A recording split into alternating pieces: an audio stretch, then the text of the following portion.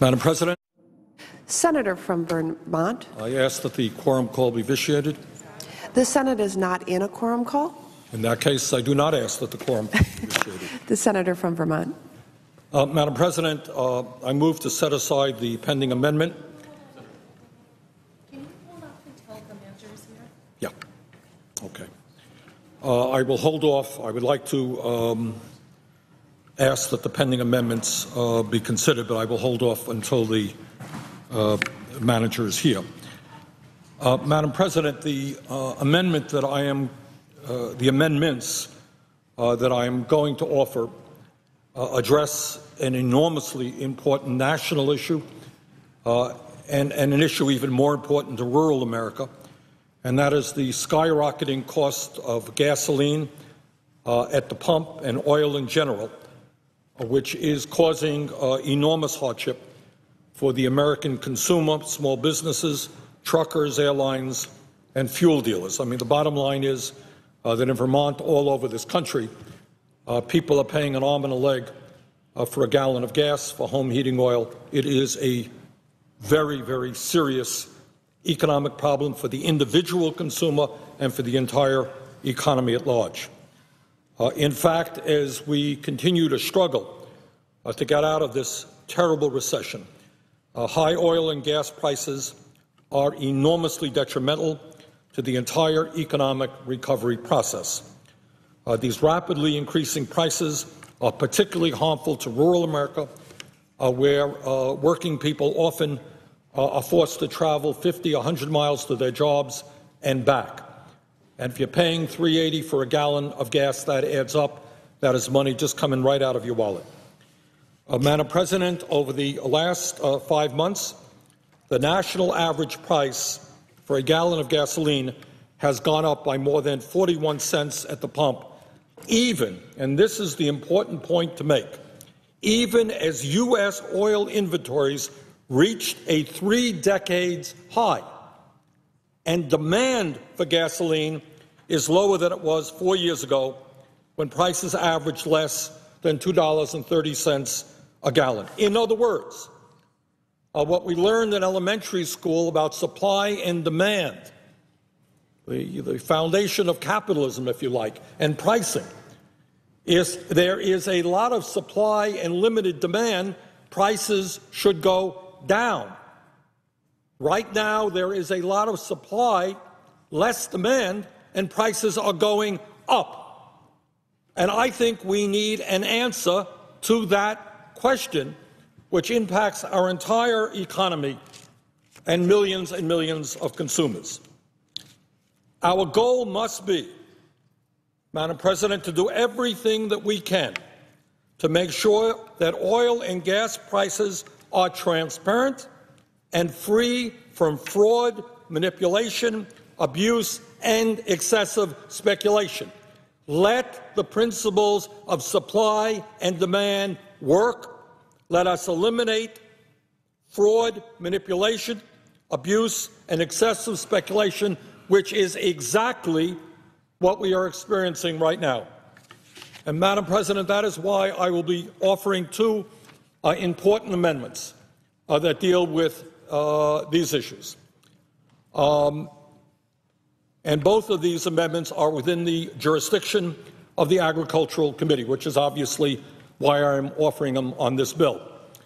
The first amendment, number 963, requires the Commodity Futures Trading Commission, CFTC, and the Oil and Gas Price Fraud Working Group to conduct a 6-month investigation to determine whether any company or individual in the United States has manipulated the price of gasoline, crude oil, heating oil, diesel fuel, or jet fuel. Madam President, such an investigation is already taking place by regulators in Europe.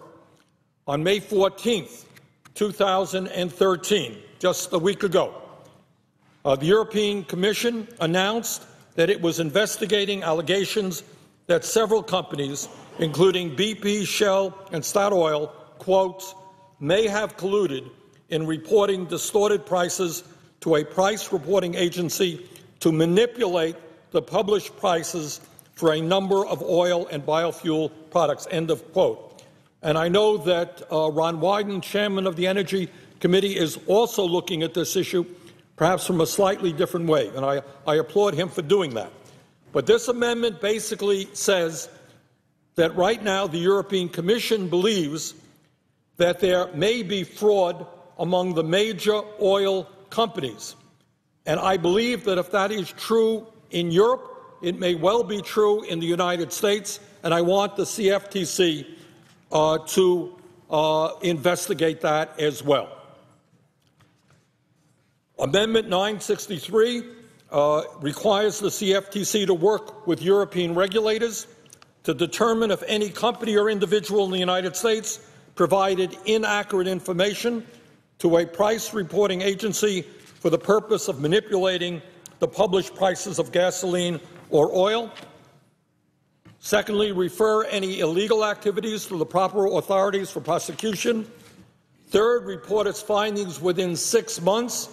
And lastly, publish recommendations on its website on how to make sure the pricing of gasoline, crude oil, heating oil, diesel fuel, and jet fuel becomes more transparent, open, and free from manipulation, fraud, or abuse, or excessive speculation.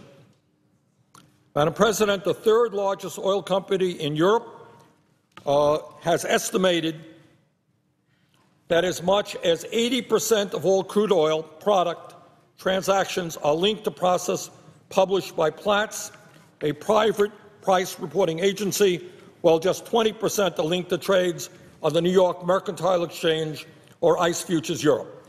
In order to calculate prices, Platts depends on oil companies and Wall Street speculators to voluntarily provide details on bids, offers, and transactions for various crude oil and petroleum companies. So, Madam President, that is one of the issues that we want to take a hard look at, and that is to make sure that we end those manipulations.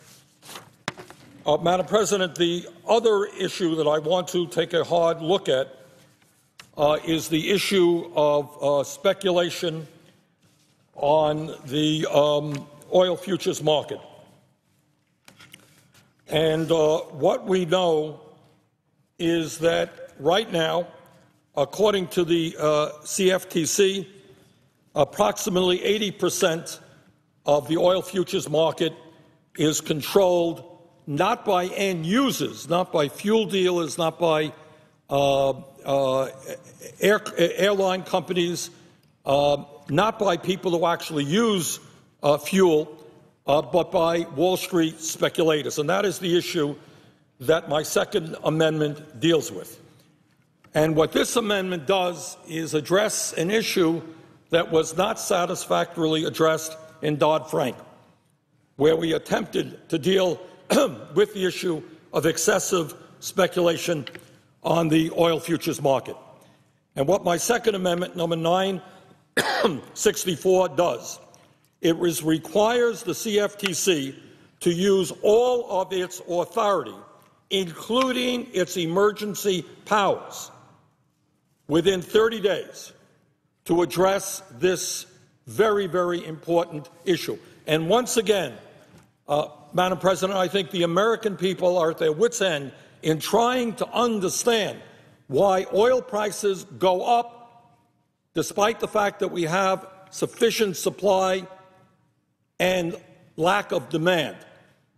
And I believe, and I'm not just speaking for myself, but many economists believe that one of the major reasons for this significantly high price has to do with speculation from Wall Street. And what this amendment does is require the CFTC to use all of its authority, again, including its emergency power. And that is not what we have done in the past.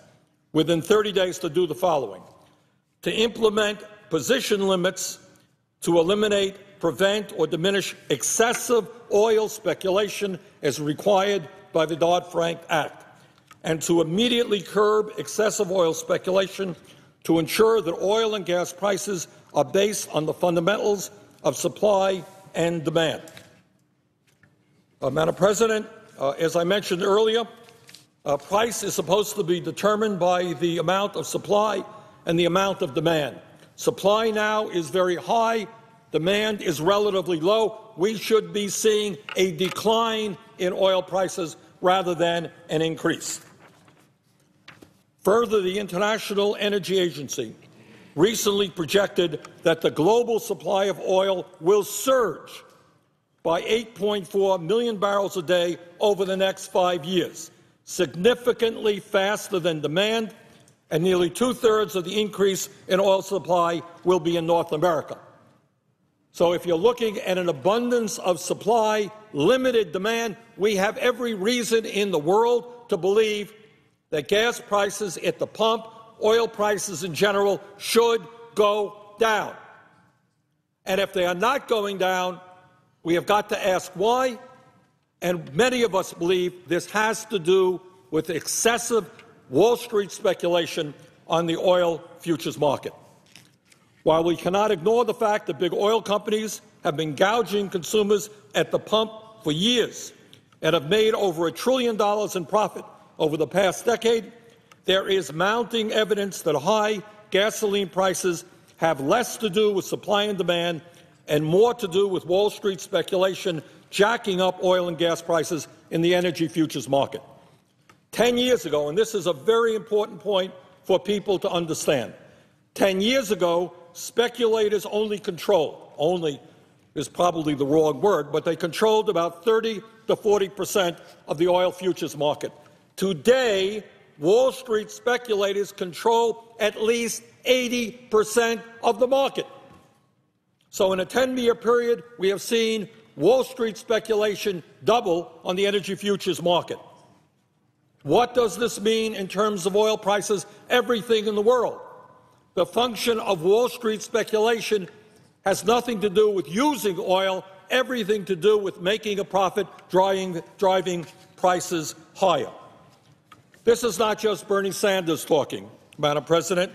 There is now a growing consensus that excessive speculation on the oil futures market is driving oil prices up. ExxonMobil, Goldman Sachs, the IMF, the St. Louis Federal Reserve, the American Trucking Association, Delta Airlines, the Petroleum Marketers Association of America, the New England Fuel Institute, many, many other groups, Consumer Federation of America, have all agreed that excessive oil speculation significantly increases oil and gas prices. Interestingly enough, Goldman Sachs, not one of my favorite institutions, but perhaps the largest speculator on Wall Street, came out with a report indicating that excessive oil speculation is costing Americans 56 cents a gallon at the pump. Goldman Sachs, speculator, they themselves estimating that excessive speculation is costing 56 cents a gallon at the pump for the average consumer, and that may be a conservative estimate. A few years ago, the CEO of ExxonMobil, again, not one of my favorite companies, testified at a Senate hearing that excessive speculation contributed as much as 40% to a barrel of oil. And Saudi Arabia, the largest exporter of oil in the world, told the Bush administration back in 2008, during the last major spike in oil prices, that speculation was responsible for about $40 a barrel of oil. Gary Gensler, the chairman of the CFTC, has stated publicly that oil speculators now control between 80 to 87% of the energy futures market, a figure that has more than doubled over the past decade. In other words, the vast majority of oil on the futures market is not controlled by people who actually use the product, but people whose only function in life in being in the oil futures market is to make as much quick profit as they possibly can. Let me give you just a few of the list of just a few of the oil speculators and how much oil they were trading on June 30th, 2008, when the price of oil was over $140 a barrel, and gas prices were over $4 a gallon. Goldman Sachs bought and sold over 863 million barrels of oil. Morgan Stanley bought and sold over 632 million barrels of oil. Bank of America bought and sold over 112 million barrels of oil. Lehman Brothers, Merrill Lynch, et cetera, et cetera. So what we have got to understand is that to a very significant degree, pricing of oil has nothing to do with supply and demand, nothing to do with end users who actually use the product, everything to do with Wall Street speculation. Sadly, Madam President, the spike in oil and gasoline prices was totally avoidable. The Dodd-Frank Wall Street Reform and Consumer Protection Act required the Commodities Future Trading Commission to impose strict limits on the amount of oil that Wall Street speculators could trade in the energy futures market by January 17, 2011, 2.5 years ago. Unfortunately, the CFTC has been unable to implement position limits due to opposition on Wall Street and by a ruling of the D.C. District Court, which is now under appeal. This amendment directs the CFTC to utilize all its authority, including its emergency powers, to curb excessive oil speculation within 30 days. Within 30 days. We're not going to drag this on for another 5 years. Madam President, the emergency directive in this amendment is virtually identical to bipartisan legislation that overwhelmingly passed the House of Representatives by a vote of 402 to 19 during a similar crisis in 2008. So, Madam President, let me conclude by saying that millions of consumers are hurting as a result of excessive speculation. People are paying much more than they should at the pump for gasoline. This issue impacts our entire economy, and it's time that we did something to that. And I would say to my colleagues that I want to call up Senate Amendments 963 and 964 and ask for their immediate consideration. Is there objection? Reserving the right to object, Madam President. Senator from Michigan. Thank you very much. First, I want to thank the Senator for Vermont for raising all of these issues that are so important for the American people. At this point in time, we do have an amendment that is pending, Senator Gillibrand's amendment. We do not have unanimous consent in order to set that aside. So I would have to, at the moment, object to setting it aside, but then I assure the Senator I want to have an opportunity to talk with him about these issues. I look forward to talking to the Senator from Michigan, but I do want her to know this is an enormously important amendment for the people of Vermont and rural America. We want action, and I think we have brought forth amendments which can, in fact, end up substantially lowering the price of gas at the pump and oil, and I intend to pursue this vigorously. Thank you very much. Objection is heard.